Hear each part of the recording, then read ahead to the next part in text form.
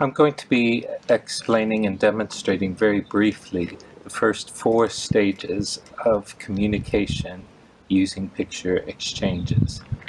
This is the first stage. The first stage is you actually need to have a motivator.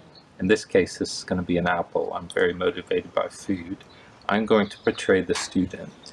For stage 1, when you're introducing a picture exchange mechanism, you need to have 2 adults in place as well to help with the process.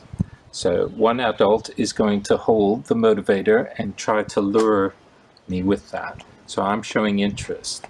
The other adult will be stopping me and actually guiding me to the actual picture.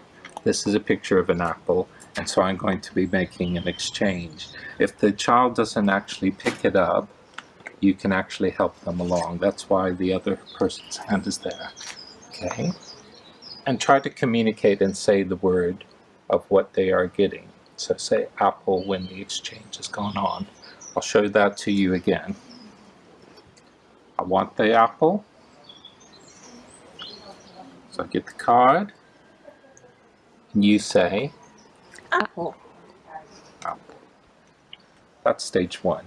We're going to do stage 2 now. Stage 2 actually involves traveling. So actually, I understand now that this symbol means an apple. It gets me an apple. But the student actually needs to take this now to another part of the room, traveling for some distance. It could be across a table. It needs to be about approximately 1 to 2 meters at least away. So, I have an apple. I'm exchanging it. Apple. Right. It's important to communicate the word as you are doing the exchange. This is to help the child to actually understand that all of this is involving communication, and hopefully they will pick up the words. Many parents worry that if you're doing picture exchange, that the child will not learn to speak. We've found that that's not true.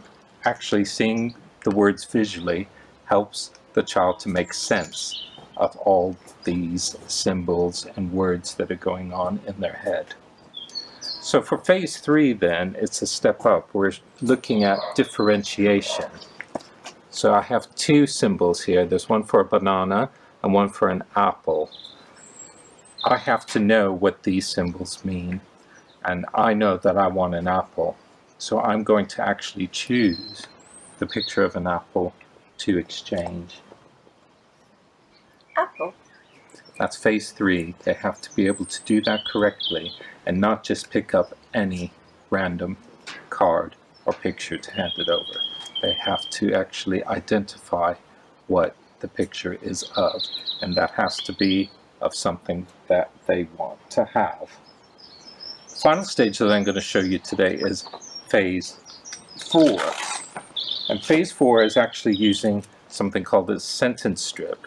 And this has the sentence, I want.